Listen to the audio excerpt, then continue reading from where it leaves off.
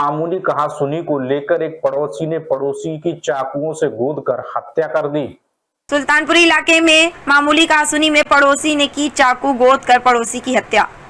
आपको बता दें कि राजधानी दिल्ली में अपराध रुकने का नाम ही नहीं ले रहा। लोगों में गुस्सा इस कदर बढ़ गया है कि जरा सी बात पर एक दूसरे की जान लेने से भी नहीं चूक रहे।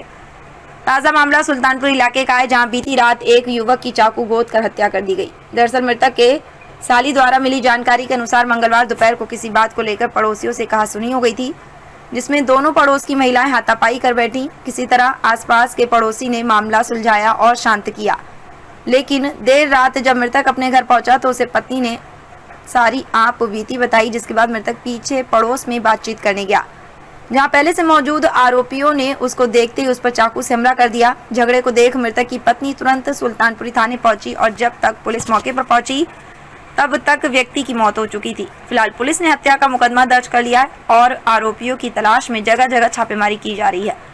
मृतक की पहचान मुन्ना के रूप में हुई है, जो सुल्तानपुरी इलाके में रहता है। वहीं आरोपियों की पहचान नरेश और सोनू के रूप में भी है, जो भी फरार चल रहे हैं।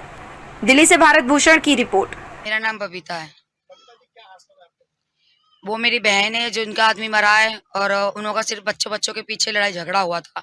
इसी झुग्गी के पीछे ही झुग्गी है उनकी सिर्फ बच्चों का झगड़ा था। तो बच्चों की माँ बोल रही थी दोनों, तो उस बच्चे के बाप ने आके मेरी बहन को मारा पीटा। उसके मतलब सामान वामान सोने का था जो पहना हुआ सब फेंक दिया, गिर गया और उसको मारा पीटा बहुत ज्यादा।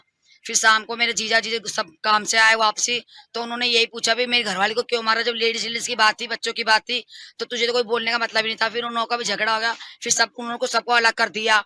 बाद में सब बात खत्म हो गई थी। बस पुलिस वाले आए थे, मतलब बुलाया था। तो मेरा जीजा बहुत डरते हैं पुलिस वाले से। सिर्फ वो पुलिस को देखकर भाग गए। यहाँ गली में वो इधर की तरफ भागे, वो पीछे ही चाकू लेकर खड़ा हुआ था। उसने पीछे ही पकड़ के मेरे सामने, मैं अपने जीजा के पीछे पीछे ही गई थी, मेरे सामने ही उन्होंने चाकू मार दिया। दो यहाँ मारे और एक मेरे सामने पेट पे मार दिया। मैं तो देख के ही बेहोश हो गई। चार थे, एक तो उसकी भाभी थी और एक उसकी बहन थी और दो भाई थे। उनका सोनू था और घरवाली का नाम रेखा था और एक का नाम नीलम था और एक उसका दूसरे का नाम क्या उसका भूल जाती हूँ। एक नाम टर्रा टर्रा कहते हैं उसको।